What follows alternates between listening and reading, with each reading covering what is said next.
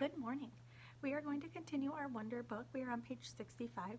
Last time we were reading, we were learning about Augie and Jack Will's friendship and how they are starting to get closer by the way that, or we know they're starting to get closer because the way that they're talking to each other and joking around. So today we are starting on page 65, like I said, Mr. Brown's October Precept. Mr. Brown's October precept for October was, "Your deeds are your monuments."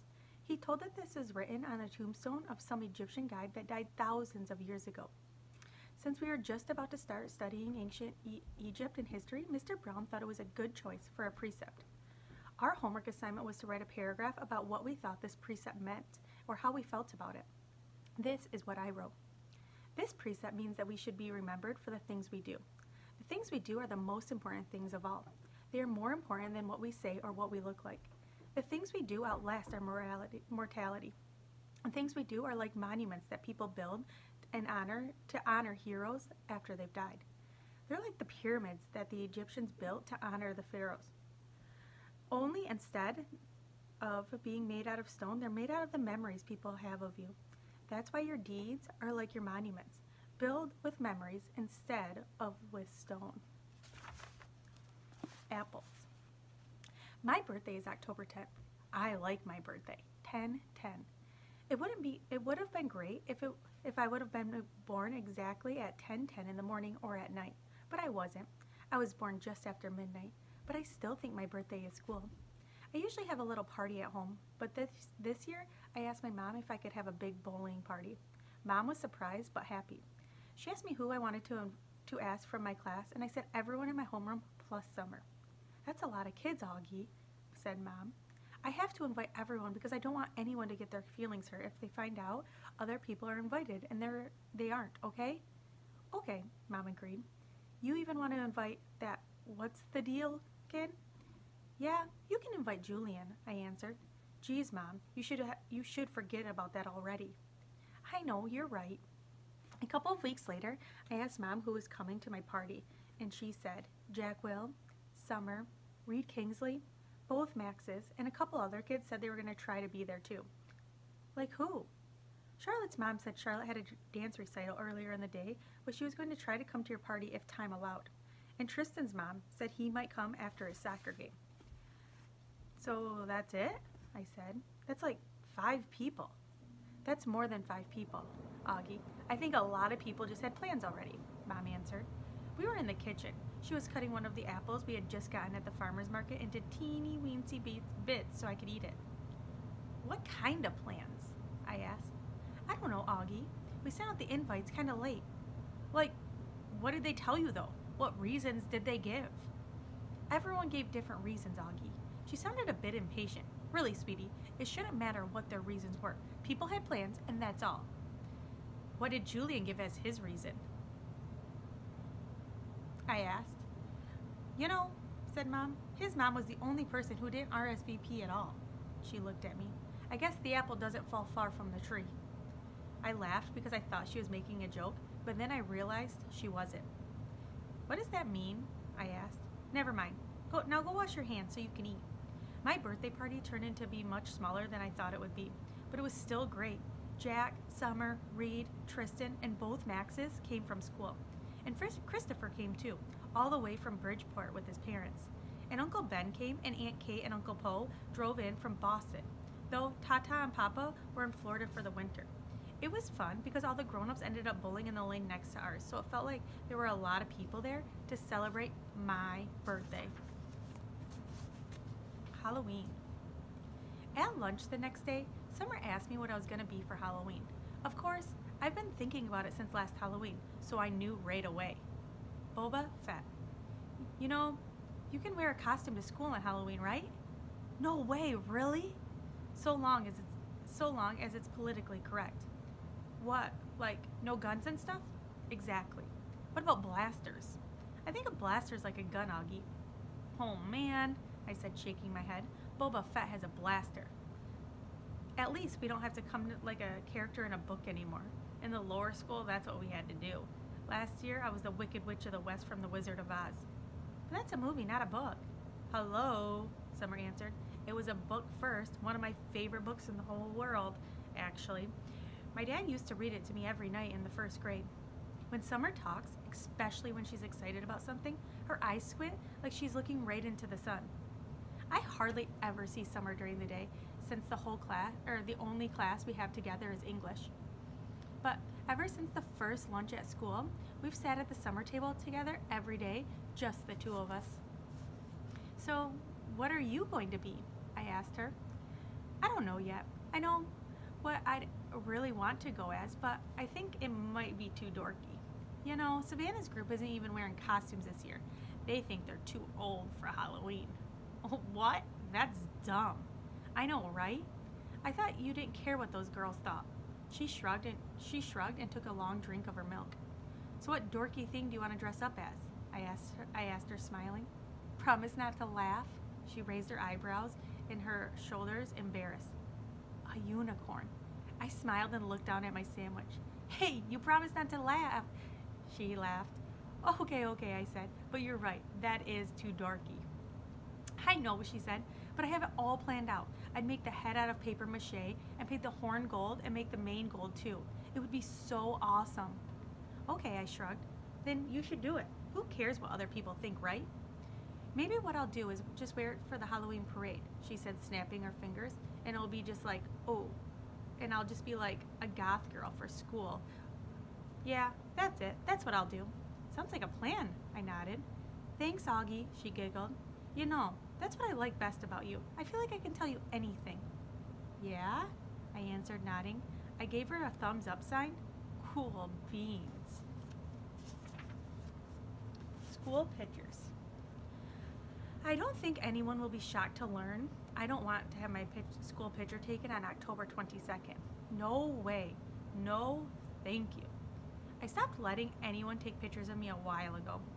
I guess you could call it a phobia. No, actually it's not a phobia. It's a aversion, which is a word I learned in Mr. Brown's class. I have an aversion to having my picture taken. There, I just used it in a sentence. I thought Mom would try to get me to drop off my aversion to having my picture taken for school, but she didn't. Unfortunately, while I managed to avoid having the picture taken, I couldn't get out of being part of the class picture. Ugh. The photographer looked like he had just sucked on a lemon when he saw me. I'm sure he thought I ruined the picture. I was one of the ones in the front sitting down. I didn't smile, not that anyone could tell if I had. The cheese touch. I noticed not long ago that even though people were getting used to me, no one would actually touch me. I didn't realize this at first because it's not like kids go around touching each other much in middle school anyway. But last Thursday in dance class, which is like my least favorite class, Miss Anabi, the teacher, tried to make Zyma Chin be my dance partner. Now, I've never actually seen someone have a panic attack before, but I have heard about it, and I'm pretty sure Zyma had a panic attack at that second.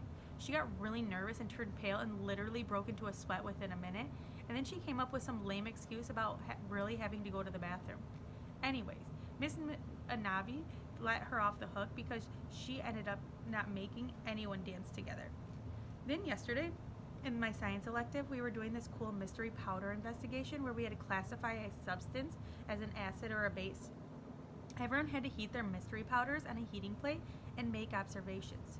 So we were all huddled around the powders with our notebooks. Now there are 8 kids in this elective, and 7 of them were squished together on one side of the plate while one of them, me, had loads of room on the other side. So of course I noticed this, but I was hoping Miss Rubin wouldn't notice it because I didn't want to say something to her. But of course she did notice this, and of course she said something. Guys, there's plenty of room on this side. Tristan, Nino, go over there, she said, and Tristan and Nino scooted over to my side. Tristan and Nino have always been okay nice to me. I want to go on record as saying that. Not super nice like they go out of their way to hang out with me, but okay nice. Like they say hello to me and talk to me like normal. And they didn't even make a face when Miss Rubin told them to come to my side, which a lot of kids do when they think I'm not looking. Anyway, everything was going fine until Tristan's mystery powder started melting. He moved his foil over the plate just as my powder began to melt too. which is why I went to move mine off the plate, and then his hand accidentally bumped, or sorry, and then my hand accidentally bumped his hand for a fraction of a second. Tristan jerked his hand away so fast he dropped his foil on the floor while also knocking everyone else's foil off the heating plate. "Tristan!" Miss Rubin yelled. But Tristan didn't even care about the spilled powder on the floor or that he ruined the experiment. What he was most concerned about was getting to the lab sink to wash his hands as fast as possible. That's when I knew for sure there was this thing about touching me at Beecher Prep. I think it's like the cheese touch and diary of a wimpy kid. The kids in the story were afraid they'd catch the cooties if they touched the old moldy cheese on the basketball court. At Beecher Prep, I'm the moldy cheese. Costumes. For me, Halloween is the best holiday in the world. It even beats Christmas. I get to dress up in a costume. I get to wear a mask. I get to go around like every other kid with a mask and nobody thinks I look weird. Nobody takes a second look. Nobody notices me. Nobody knows me. I wish every day could be like Halloween. We could all wear masks all the time. Then we could walk around and get to know each other before we get to see what we look like under the mask. When I was little, I used to wear this astronaut helmet everywhere I went. To the playground, to the supermarket, to pick Via up from school. Even in the middle of summer though, it was so hot my face would sweat. I think I wore it for a couple of years, but I had to stop wearing it when I had my eye surgery. I was about 7, I think. And then we couldn't find the helmet after that. Mom looked everywhere for it. She figured that it had probably ended up in Grand's attic, and she kept meaning to look for it, but by then I'd gotten used to not wearing it. I have pictures of me in in all my Halloween costumes. My first Halloween I was a pumpkin. The second I was Tigger. My third I was Peter Pan. My dad dressed up as Captain Hook. My fourth I was Captain Hook, and my dad dressed up as Peter Pan. My fifth I was an astronaut. My sixth I was Obi-Wan Kenobi. My 7th, I was a clone trooper. My 8th, I was Darth Vader. My 9th, I was Bleeding Scream, the one that had the fake blood oozing out over the skull mask. This year, I'm going to be Boba Fett. Not Boba Fett, the kid in Star Wars Episode 2, Attack of the Clones, but Boba Fett, the man from Star Wars Episode 5, The Empire Strikes Back.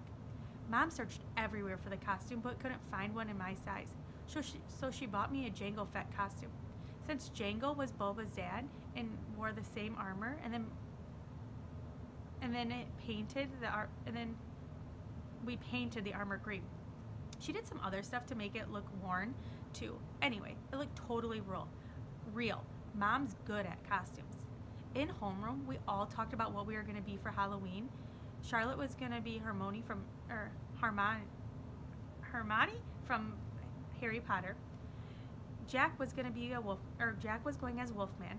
I heard that Julian was going as Jango Fett, which was a weird coincidence.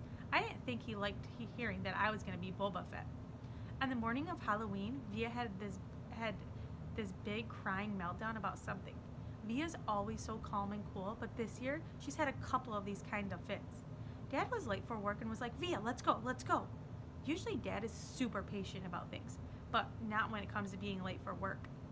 And his yelling just stressed out Via even more. And she started crying louder. So Mom and Dad had to take me to school, and then so Mom told Dad to take me to school, and she'd deal with Via. Then Mom kissed me goodbye quickly before I even put my costume on, and disappeared into Via's room. "Augie, let's go now," said Dad. "I have a meeting I cannot be late for." "I haven't even put my costume on." "So put it on already. 5 minutes. I'll meet you outside." I rushed to my room and started to put on my Boba Fett costume. But all of a sudden, I didn't feel like wearing it anymore. I'm not sure why. Maybe it's because all these belts that needed to be tightened and I needed someone to help me put it on. Or maybe it was because it smelled a little like paint. All I knew was that it was a lot of work to put the costume on, and Dad was waiting and would get super impatient if I made him late. So at the last minute, I threw on my Bleeding Scream costume from last year. It was such an easy costume, just a long black robe and a white mask. I yelled goodbye from the door on my way out, but Mom didn't even hear me. "I thought you were going as Jango Fett," said Dad when I got outside. "Boba Fett." "Whatever," said Dad. "This is a better costume anyways." "Yeah, It's cool, I answered. Bleeding Scream. We have 2 more chapters we're going to read today. Walking through the halls that morning on the way to the lockers was, I have to say, absolutely awesome. Everything was different now. I was different. Where I usually walked with my head down, trying to avoid being seen, today I walked with my head up, looking around. I wanted to be seen. One kid was wearing the exact costume as mine, long white skull face, oozing fake red blood, and they high-fived me as we walked past each other on the stairs. I have no idea who he was, and he has no idea who I was. And I wondered for a second if he would have ever done that to me, if he'd known it was me under this mask. I was starting to think that this was going to go down as one of my most awesome days in the history of my life. But then I got to homeroom. The first costume I saw as I walked inside the door was Darth Sidious. It had one of the rubber masks that were so realistic with the black hood over the head and a long black robe. I knew right away it was Julian, of course. He must have changed his costume at the last minute because he thought I was coming as Jango Fett. He was talking to 2 mummies who must have been Miles and Henry, and they were kind of looking at the door like they were waiting for someone to come through it. I knew it wasn't Bleeding Scream they were looking for. It was Boba Fett. I was going to go and sit in my usual desk, but for some reason, I don't know why, I found myself walking over to a desk near them so I could hear them talking. One of the mummies was saying, "It really does look like him." "Like this part especially," answered Julian's voice. He put his fingers on the cheeks and eyes of Darth Sidious's mask. "Actually," said the mummy, "what he really looks like is one of those shrunken heads. Have you ever seen those? He looks exactly like that." "I think he looks like an orc." Oh yeah. "If I looked like that," said the Julian voice, kind of laughing, "I swear to God, I'd put a hood over my face every day." "I've thought about this a lot," said the second mummy, sounding serious, "and I really think if I looked like him seriously, I think I'd kill myself." "You would not," answered Darth Sidious. "Yeah, for real," insisted the same mummy. "I can't imagine looking in the mirror every day and seeing myself like that. It would be awful, and getting stared at all the time." "Then why do you hang out with them so much?" asked Darth Sidious. "I don't know," answered the mummy. "Tushman asked me to hang out with him at the beginning of the year, and he must have told all the teachers to put us next to each other in all our classes or something." The mummy shrugged. I knew that shrug, of course. I knew that voice. I knew I wanted to run out of the class right then and there, but I stood where I was and I listened to Jack Will say what he was saying. I mean, the thing is, he just always follows me around. What am I supposed to do? "Just ditch him," said Julian.